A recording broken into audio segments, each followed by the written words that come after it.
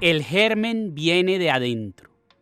Con tanta oscuridad no se pueden ver las sombras. Prendo la luz.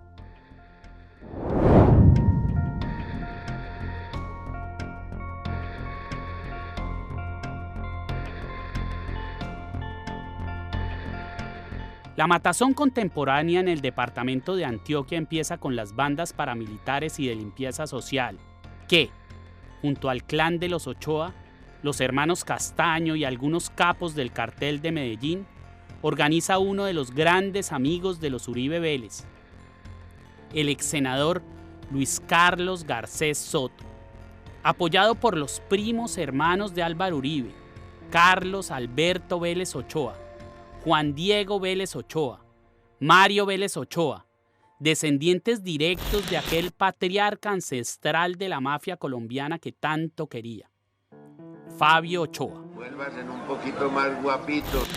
De allí nacen grupos como el MAS, los Cerres y los Escopeteros, responsables de la muerte de cientos de campesinos que para aquella época empezaban a dejar tirados por las carreteras las camionetas de los grandes ganaderos que no querían reclamos salariales, ni drogadictos, ni prostitutas decorando las calles del pueblo.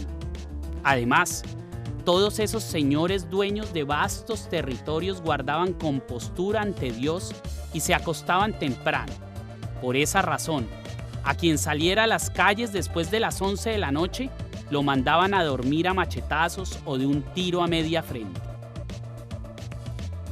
Los desaparecidos estudiantes Alarcón y Monsalve no han aparecido hasta esta fecha. Y la historia de estos desaparecidos se refiere a que iban caminando, tocando guitarra por una carretera en la región del sur, oeste de Medellín. Los cogió la policía. La policía se los entregó a unos aparentemente paramilitares.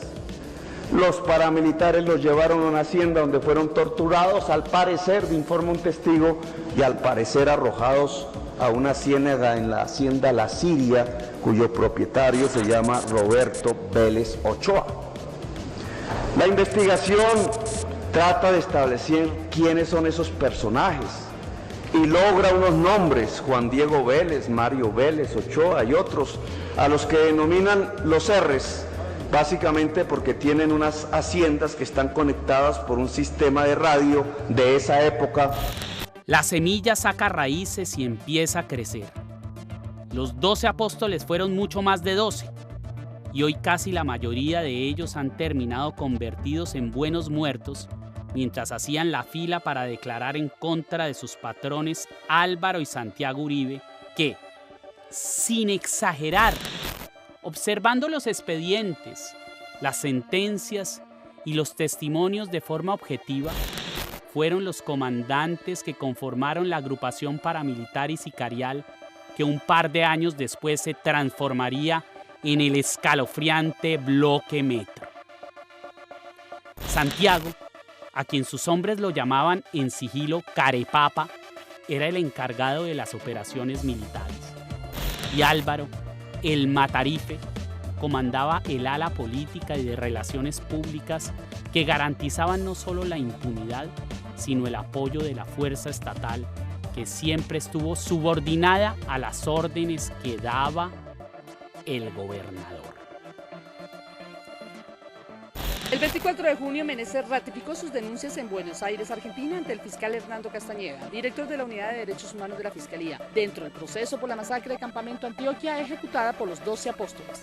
La verdad, conté todo con pelos y señales de la relación de Santiago Uribe Vélez en la conformación, creación, actuación, operación y desarrollo del grupo paramilitar Los 12 Apóstoles. Reveló que en la hacienda La Carolina, de la que es socio Santiago Uribe, entrenaron los 12 apóstoles. Santiago Uribe Vélez me dice: vean, teniente Juan Carlos Meneses, esta es mi finca, esta es la pista de entrenamiento de mis hombres, aquí es donde yo entreno al grupo que yo lidero.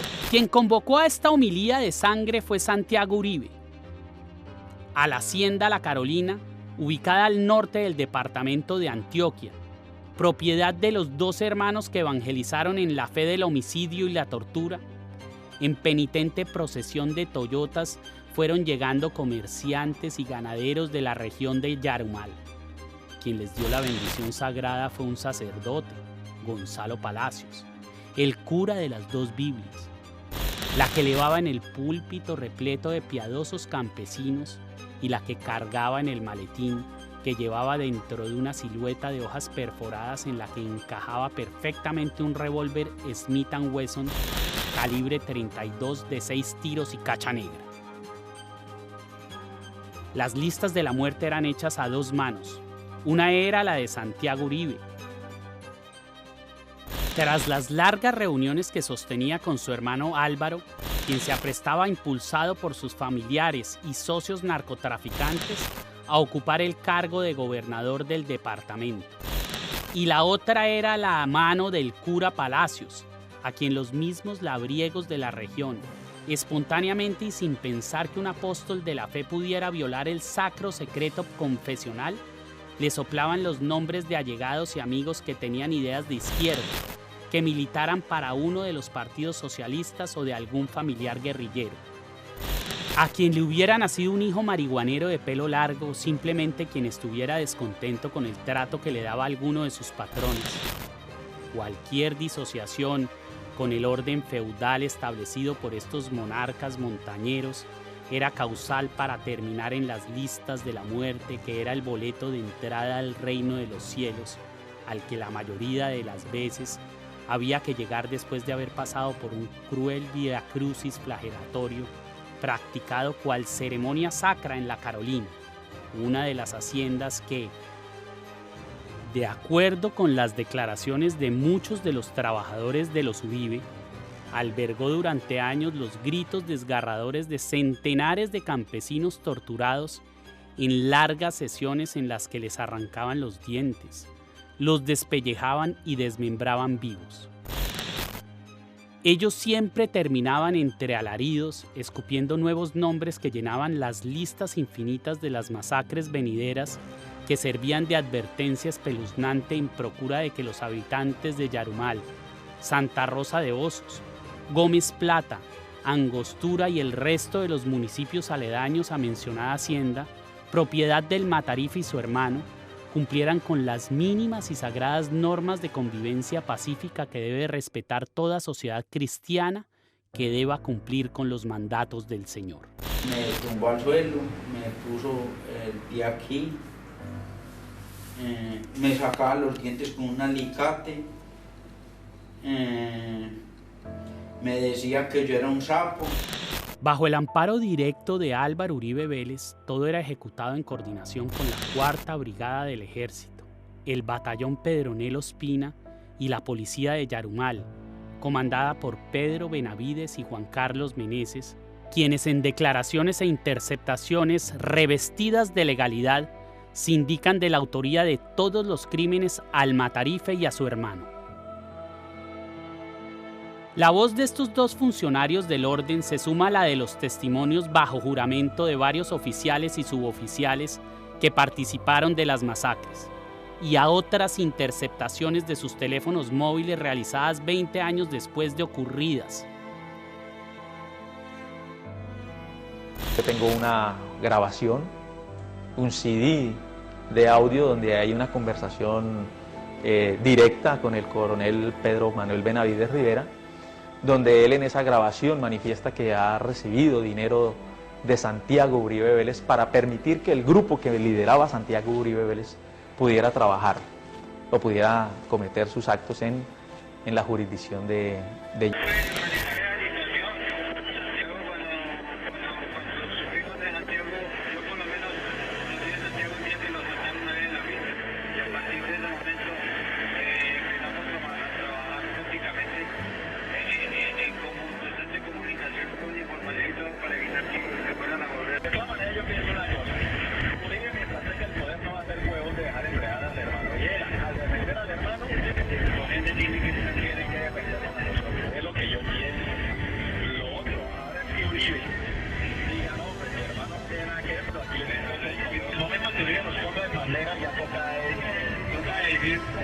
definitivamente nosotros, yo estaba en los únicos que hicimos fue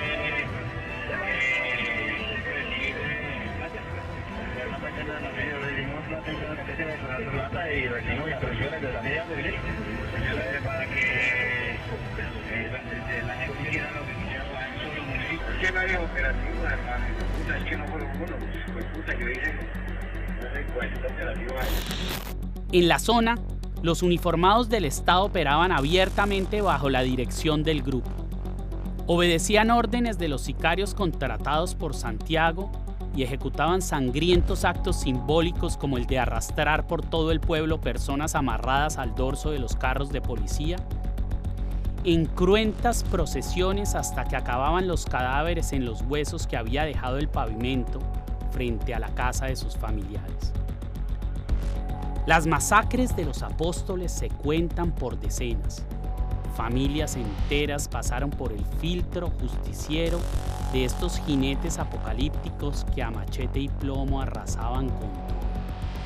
En el libro de la periodista Olga Bear, el mayor retirado de la policía Juan Carlos Meneses, entrevistado por ella, aseguró que el expresidente Álvaro Uribe Vélez llamó al cónsul en Buenos Aires, Ignacio Ruiz Perea, cuando declaraba contra su hermano Santiago Uribe ante un fiscal colombiano. Empezó a decir, sí, señor presidente, todavía están en la diligencia. Claro, señor presidente, yo le aviso cuando terminen. Sí, yo le cuento, señor presidente, que esté muy bien. Hasta luego, presidente. En el libro, Meneses le cuenta a Bear cómo Daniel Prado, abogado de las familias de las víctimas de la masacre de Campamento, en la que participó el grupo de los 12 apóstoles y quien estuvo en la diligencia, se enojó con la llamada del expresidente. Tanto así que Meneses y Prado en ese momento le dijeron, ¿vio, señor fiscal, quién llamó?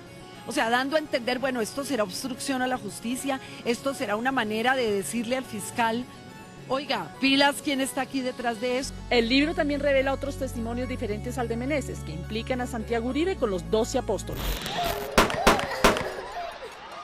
En cercanías de la hacienda La Carolina, en la vereda La Solita del municipio de Campamento, gracias a las indagaciones provenientes del confesionario del padre Gonzalo, fue ubicada por los apóstoles una familia campesina perteneciente a la Unión Patriótica, un partido socialista colombiano fundado en los años 80. En la humilde casa rural habitaban 3 hombres y 2 mujeres, también 4 niños, Yoli y Milena, de 8 y 11 años, que fueron acribilladas frente a sus padres, quienes también murieron en la masacre.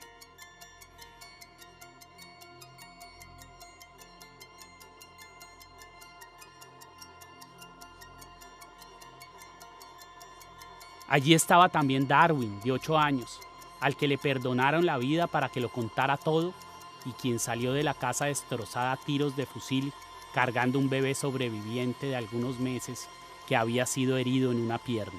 Los Duque López sabían que los iban a matar y por eso habían decidido huir la misma madrugada que nunca llegó.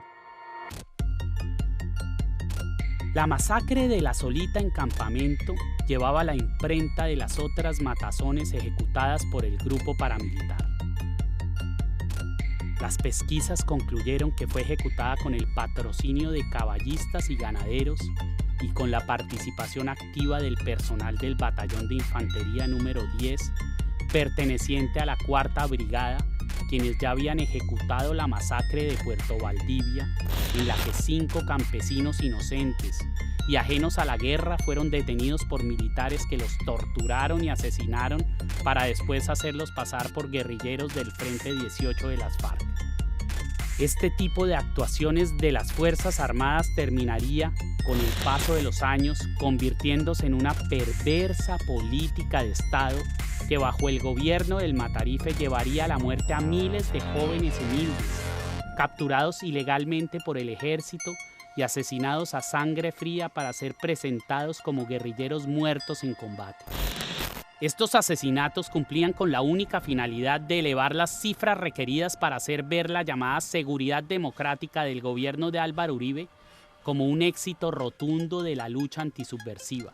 Uribe se negó a reconocer que fueron falsos positivos que hicieron parte de una política de Estado llamada seguridad democrática. Él dijo que pues realmente no lo podía hacer. El texto redactado por el propio expresidente y leído ante los periodistas fue discutido durante 1 hora. Él no quería mencionar el nombre de los hijos de las madres de Soacha asesinados. Entre ellos un menor de edad y un joven con discapacidad mental.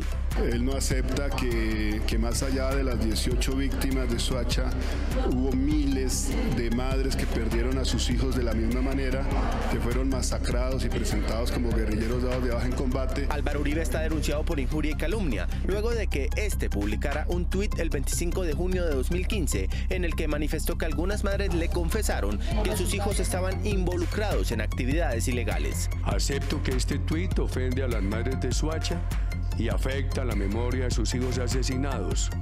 Me retracto además porque lo que escribí no me consta en nada diferente a lo que escuché. Por la masacre de Puerto Valdivia fueron capturados en su momento los capitanes José Castañeda Rubiano y Ricardo Rodríguez Aguirre, el subteniente Juan José Barriga, los sargentos Iván Barriga, Hugo Sarmiento y Luis Álvarez. Nadie podría creer que después de los 12 apóstoles le ocurriría una tragedia peor a la ruralidad antioqueña. Se equivocaban.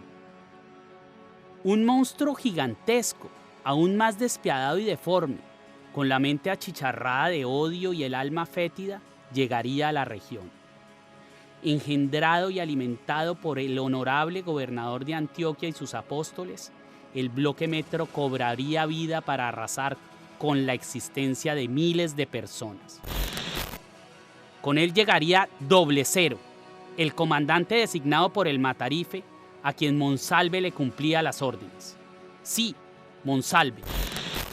Juan Guillermo Monsalve, el ex paramilitar hijo del capataz de la hacienda Guacharacas, que se sentó en la cárcel La Picota 20 años después de haber militado en las Autodefensas Unidas de Colombia, aquel 22 de febrero de 2018, con Diego Cadena, el abogánster de Álvaro Uribe Vélez.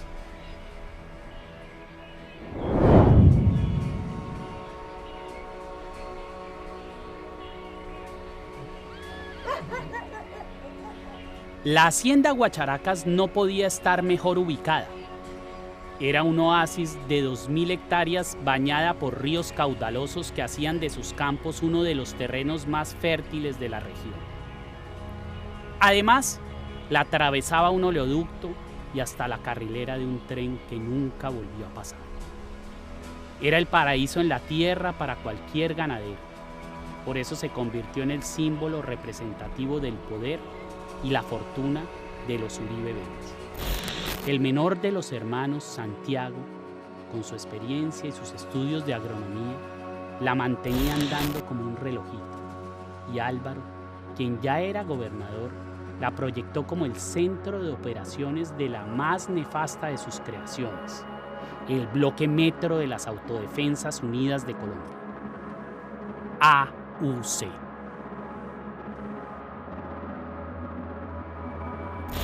Allí en Guacharacas, en los 80, fue donde el papá de Uribe Vélez vio por última vez la vida después de que Gacha, el mexicano, le mandó a cobrar con plomo la coca que se le había robado. En los 90, huérfano de padre desde hacía ya una década y recién posesionado de gobernador, al Matarife se le mete a la hacienda un comando del ELN liderado por Humberto Mesa Lopera, alias Juan Pablo, que se lleva 600 cabezas de ganado, le roba el caballo preferido y le prende fuego a la casa principal. No es lo único que enciende. Arde en ira aquel burócrata de la mafia cuestionado de odio y poder.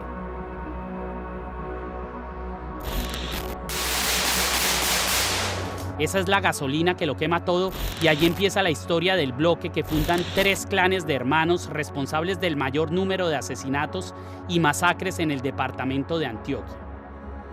Santiago y Álvaro Uribe Vélez, Luis Alberto y Juan Guillermo Villegas y Pedro David y Santiago Gallón Henao. Todos terratenientes, propietarios de vastas extensiones, ganaderos, caballistas, asesinos, narcotraficantes, paramilitares, contrabandistas y ladrones de gasolina.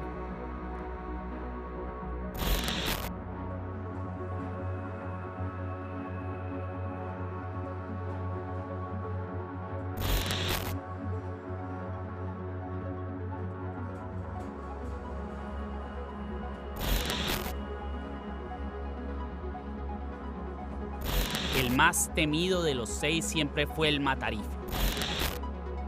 La cercanía de estos 3 clanes familiares siempre fue pública y conocida por los moradores en la región. De la amistad férrea de este triángulo simbiótico de abolengos criminales, dan fe no solo los documentos y las voces de los procesos judiciales, sino la propia del presidente Uribe, que cuando ya tenía la corte encima fue interceptado hablando con Juan Guillermo Villegas como lo haría cualquier capo de comuna. Las llamadas las interceptaron todas y la fiscalía nos hizo seguimiento a la detenta. Yo desde hace muchos días sabía eso, pero no lo había concretado. Entonces me están investigando a mí con usted y que tienen interceptado el teléfono. O sea que esta llamada lo están oyendo esos hijueputas. Ah, sí, esos hijueputas interceptan todo. Entonces, vamos a eso y dije, lo voy a llamar por el teléfono mío y lo voy a poner así de claro. Para que sepa, yo por la mañana voy a hacer un escándalo en Twitter con eso, sin mencionarlo a usted. Juan Guillermo Villegas es un exdiputado acusado de paramilitarismo y a quien varios miembros de las AUC, como el comandante Eduardo David Soto del Castillo, acusan de haber ordenado masacres, exterminios de limpieza social y asesinatos selectivos de varios jóvenes en los municipios de San Roque y Yolombó. Juan Guillermo, siguiendo la añeja tradición familiar, lava activos, testaferrea y traquetea de la mano de su hermano Luis Alberto, a quien extraditan a los Estados Unidos antes de ser asesinado por órdenes del paramilitar Julián Bolívar, que lo manda a matar porque no le participó de las ganancias de un laboratorio de cocaína que había montado en Puerto Berrío, ni los rendimientos que dejaba la gasolina que se robaba cada día del oleoducto de Ecopetrol.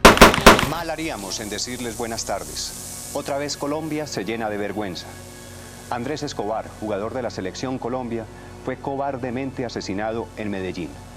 12 disparos cegaron la vida de un hombre que se entregó entero por representar al país con dignidad. Los asesinos, después de cada disparo, lo insultaban y le gritaban golazo.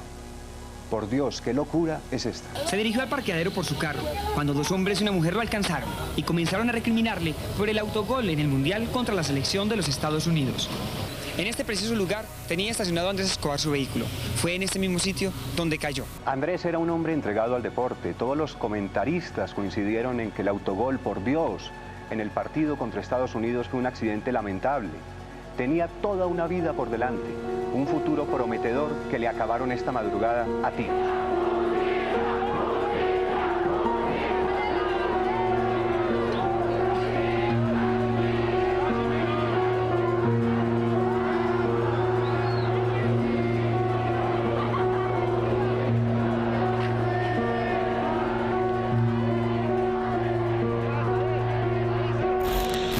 Los Gallón Henao, Pedro David y Santiago, asesinos del icónico futbolista de la Selección Colombia, Andrés Escobar, conforman otro reconocido clan de narcotraficantes antioqueños, amantes de los caballos de paso fino colombiano y ganaderos propietarios de vastos terrenos colindantes con las haciendas de los Uribe Vélez.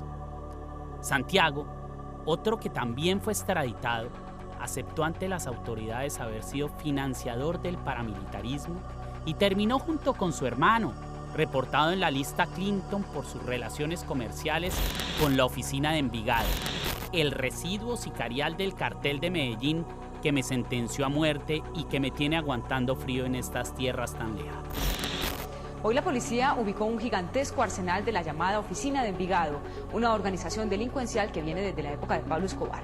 Una operación de la DIJÍN y la policía de Medellín puso al descubierto un poderoso arsenal con el que aún estaban aterrorizando a la capital antioqueña sicarios de la llamada Oficina de Envigado. Además de las armas largas, también fueron encontradas una ametralladora, una lanzagranadas, más de un centenar de estos explosivos y 5.000 cartuchos para fusil. Precisamente Santiago Gayón fue premiado por el Matarife, que de presidente lo benefició a través de la sociedad Claman S.A., con una suma millonaria del programa Agroingreso Seguro, el robo estatal ejecutado por el ministro de Agricultura Andrés Felipe Arias, hoy preso en el cómodo hotel del Ejército, en el que purgan las penas varios empleados del Matarife. En Colombia se invierten las leyes y las políticas sociales, y así como los narcotraficantes y asesinos tienen a la policía de guardaespaldas, el dinero de los programas agrícolas destinados a ayudar a los campesinos se lo entregan a los genocidas que los asesinan. Como mero ejemplo venidero, solo hay que observar vínculos existentes entre las familias involucradas en el escándalo de Agroingreso con los jefes paramilitares que azotaron el país. Allí están los Lacouture, los Noguera, los Dávila y por supuesto los Araujo, que a través del senador Fernando Nicolás llegaron a proponer desde el Congreso revivir a perpetuidad el programa fraudulento que ya había sido enterrado. La hermandad y amistad perpetua con estas dos familias mafiosas ha sido negado por el Matarife, a pesar de las declaraciones bajo juramento que han hecho decenas de paramilitares, como John Freddy González alias Rosco, Ever Velosa alias HH y Julio César Acosta, que acompañan en la consistencia y coherencia de sus testimonios a Pablo Hernán Sierra, a Juan Guillermo Monsalve y al buen muerto Carlos Areiza.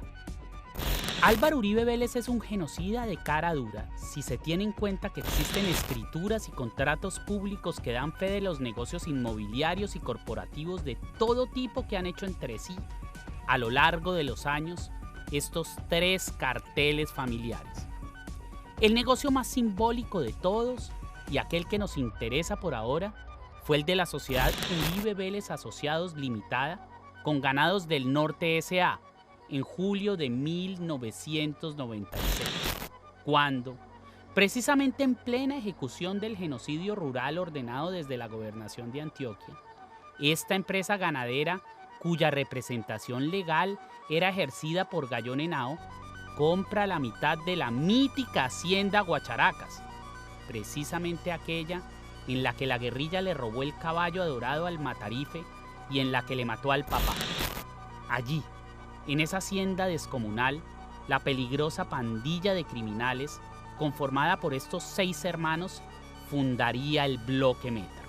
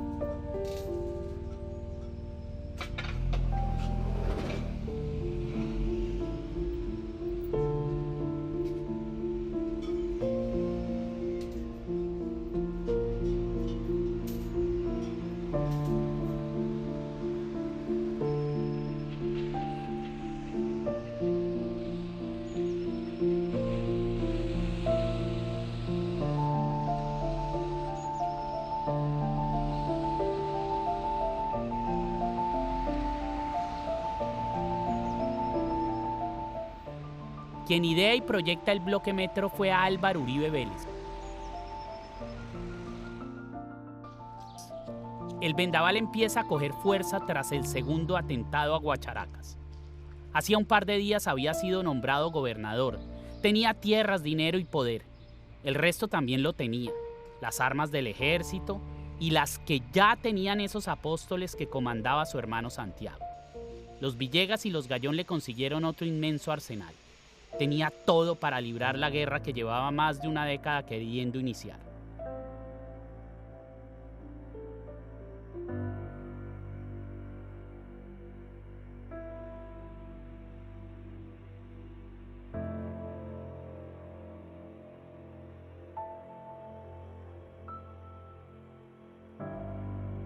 Desde aquel 14 de junio, cuando murió baleado su padre, se iniciaría una confrontación armada contra un enemigo sin rostro que encarnaría gente inocente. Miles de familias desamparadas, hombres, mujeres y niños se convertirían en el blanco de la batalla emocional y psicológica que estallaba en el inconsciente de este monstruo que se adueñó del país. Se intensifican las masacres y la búsqueda incansable por encontrar el ganado y los ladrones. Aparece el cuerpo de alias Juan Pablo, el comandante guerrillero que incendió la hacienda. El ejército lo reportó como una baja en combate. La verdad narrada por el soldado Ferney Alberto Cardona y por otros miembros de las AUC es que por órdenes del Matarife el guerrillero fue capturado vivo por el paramilitar Jacinto Soto, alias Lucas, quien se lo entregó al mayor Clavijo de Jesús María y al mayor Abondano de la 4ª Brigada, junto con 2 mujeres que lo acompañaban.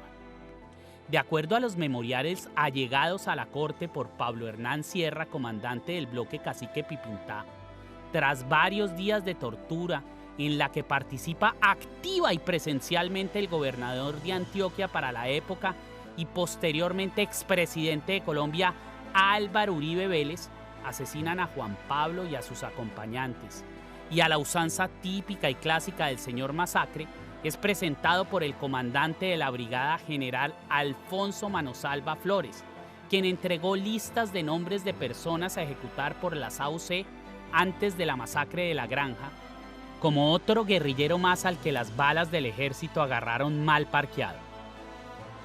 Tras las torturas y los homicidios, el propio gobernador Uribe Vélez emite un comunicado público felicitando a Manosalva por brindar paz a la región.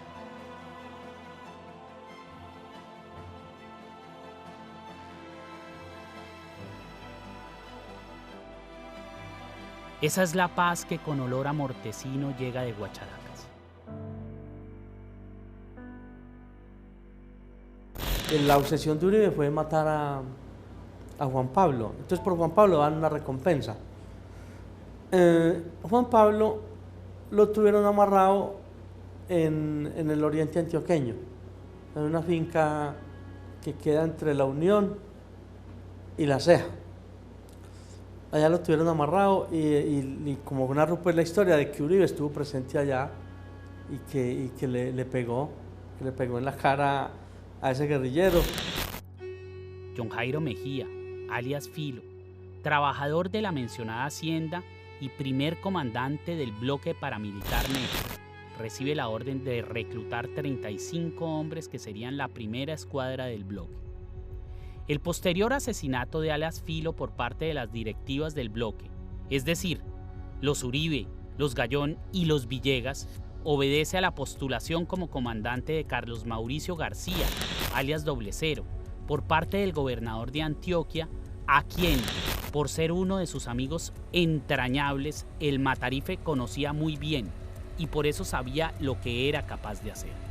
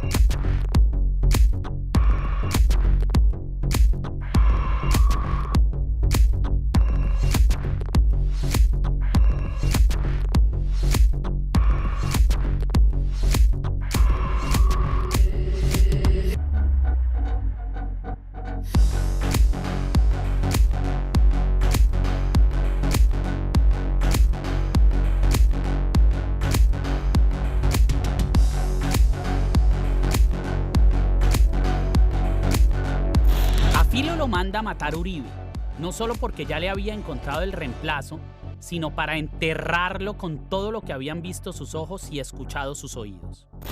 El comandante paramilitar llevó la crueldad genocida al punto que solo puede llegar un hombre que obra de acuerdo con la imposición de una creencia ideológica férrea e inquebrantable.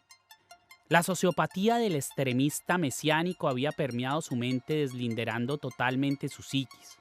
y esto fue lo que tuvo en cuenta el Matarife para llevarlo a liderar los millares de hombres formados y que, entrenados por el mismo Doble Cero, enseñaron y adiestraron a cientos de combatientes en el arte de matar a lo paraco, como lo expresó Francisco Villalba, ese otro buen muerto que también lo sabía todo, en una de sus crudas y descarnadas declaraciones bajo juramento ante las autoridades. Villalba se graduó con honores de una de las escuelas de entrenamiento militar fundadas por Doble Cero. En esas instituciones del terror, los profesores, además de paramilitares, eran oficiales y suboficiales del ejército. Después de su instrucción, Francisco Villalba fue nombrado profesor de descuartizadores de las Autodefensas Unidas de Colombia. Solo un fanático como Doble Cero, impulsado y amparado por la máxima autoridad de la región, que en ese momento era el gobernador de Antioquia, podía siquiera pensar en instruir a los miles de hombres que pasaron por estas escuelas, cuya principal función era transformar seres humanos en desaforados psicópatas que disfrutaban con el dolor de hombres, mujeres, ancianos y niños. Doble Cero era un epiléptico que durante toda su vida escondió la enfermedad, consagrándose al ejercicio físico y al estudio de la filosofía fascista. Descendiente de generales y senadores antioqueños, nieto de un reconocido académico de raigambre conservadora, fundador de la Universidad Clerical y Oscurantista La Gran Colombia, se formó como militar y llegó a ser teniente del ejército, al que decidió renunciar cuando el gobierno decretó un cese al fuego con la guerrilla. Siempre creyó que nada era suficiente para librar la lucha contra insurgente. Para Doble Cero, todo campesino era un potencial colaborador de la guerrilla y por eso se empeñó en hacerlos hablar. Los expedientes y fallos de la justicia colombiana narran que empezó capturando supuestos colaboradores de la guerrilla en varias de sus propiedades, en las que, después de torturarlos, los tiraba amarrados de manos y pies a la piscina o los metía a una tina en la que los chamuscaba prendiéndola con un par de cables eléctricos. Tenía una afición: coleccionaba las cédulas de sus víctimas. Según las declaraciones de algunos de sus hombres, a ufanarse de tener más de 12.000. Los integrantes del bloque Metro se convirtieron en el tentáculo de sus neuronas enfermas y para eso necesitaban capacitación.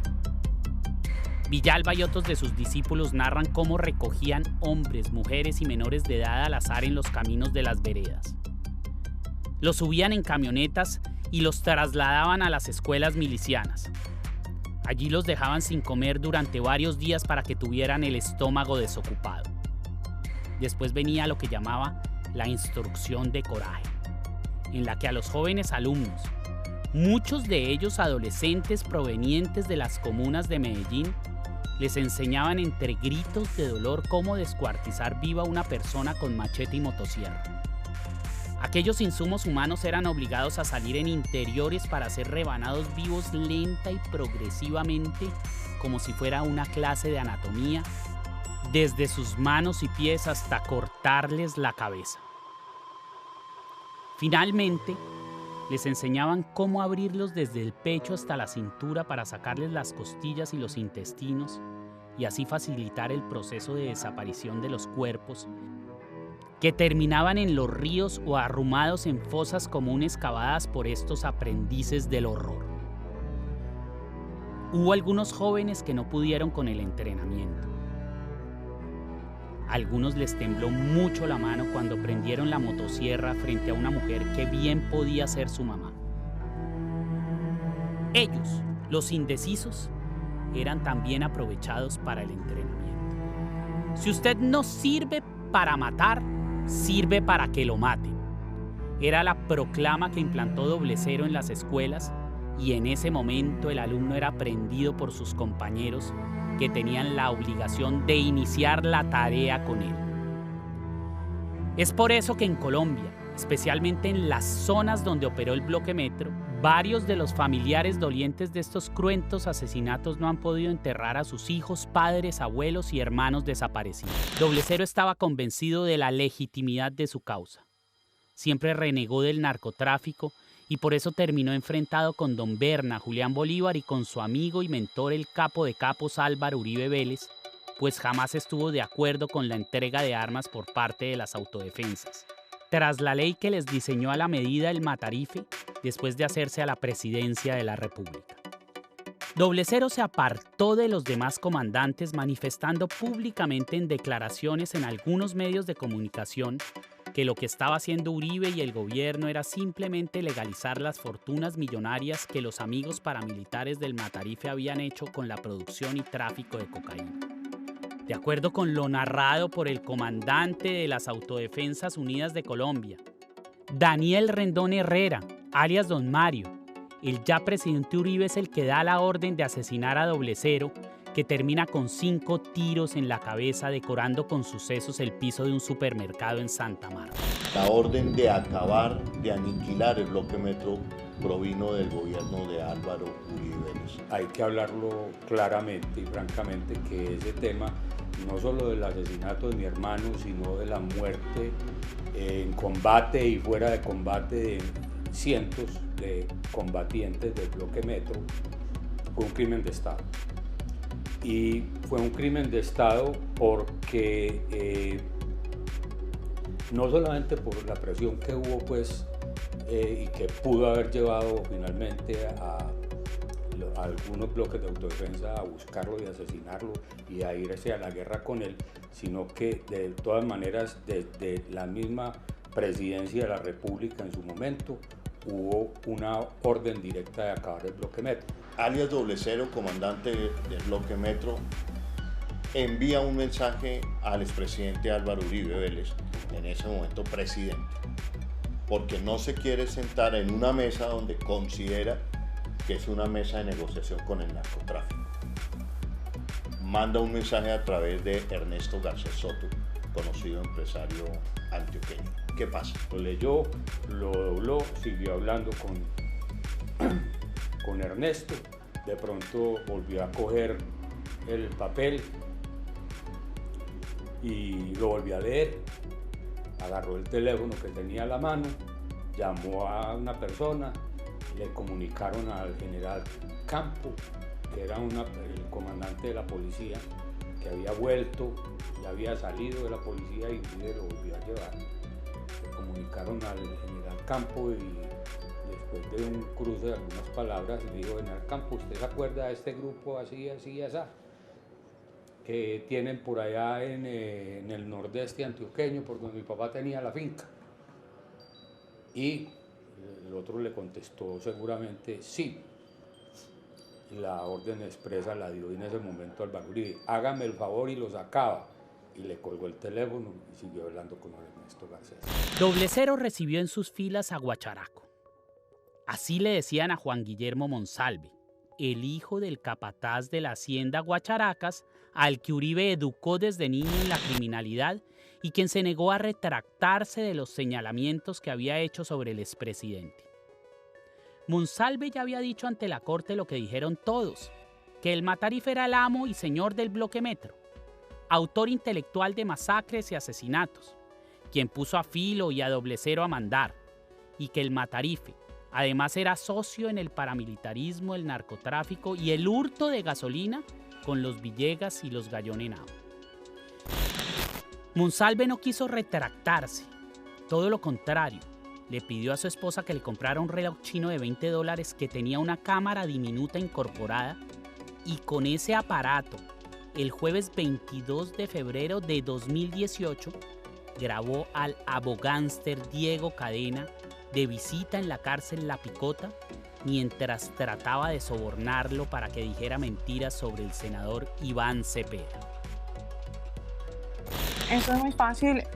Resulta que cuando ya este señor Hatcher le dice que hay que hacer toda esa parte, que mire, que declare a favor del expresidente Álvaro Uribe y que él necesita que le colabore con eso, que mire que Uribe, lo que ustedes ya saben, que Uribe le va a ayudar, que Uribe lo va a poner, que Uribe no lo va a abandonar y que hable mal del doctor Iván Cepeda.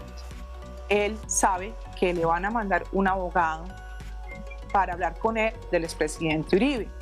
Entonces él me manifiesta esa información. Yo compro el reloj no lo compró ni Santos, como alguna vez dijo el señor Uribe, no lo compró una tercera persona, lo compré con mi plata. Usted mira en internet una página y ahí aparecen objetos de vigilancia, se compró. De hecho, lo llevaron a mi oficina, me lo entregaron y yo llamé al doctor Héctor Romero. Yo lo llamé y le dije, necesito que usted hable con Juan, vaya hasta la cárcel y por favor le entrego ese reloj para que usted se lo lleve y se lo entregue inmediatamente.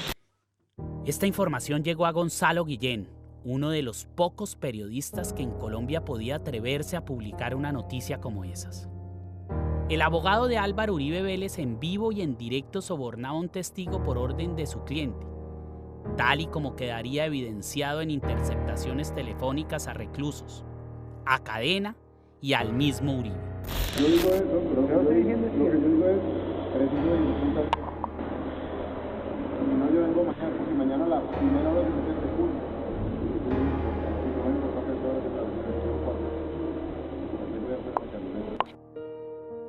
El expresidente de Colombia, Álvaro Uribe, está en arresto domiciliario por una orden de la Corte Suprema de Justicia. Es histórico, en primer lugar, porque es la primera vez en la historia que una corte dicta este tipo de medidas para un expresidente en Colombia. Y en segundo lugar, porque este expresidente en cuestión es nada más y nada menos que Álvaro Uribe Vélez. Y entonces esa tarde del 4 de agosto de 2020 recibí una llamada de WhatsApp proveniente del celular de Gonzalo. Me encontraba a la deriva, solo, andando calles por París cuando me dijo: Daniel, lo jodimos. La Corte Suprema le acaba de ordenar prisión domiciliaria al Matarife.